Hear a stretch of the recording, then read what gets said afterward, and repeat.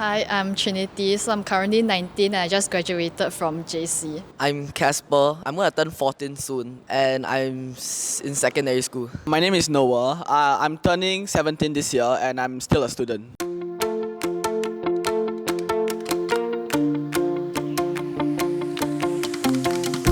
I guess learning investing can help me make some passive income. So my goal would be to make passive income. I found out about VIA through my mother after she attended the course, and she said that the course was very useful, so I also want to try out.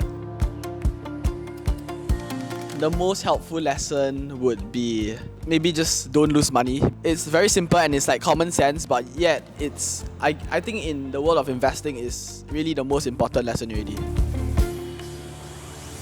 My favorite part in VIP was when I played, it was a paper trading game. I kind of have a feel of how to invest properly, and I also felt how it felt like to be bankrupt after I anyhow invested. I would recommend VIP to people who are around the age range of 20 and 25 because I think VIP is really useful for those younger people. I mean, for me, I'm too young, so I don't really have my own money yet. But for those who just entered the workforce, I think this will really be a good cause for them.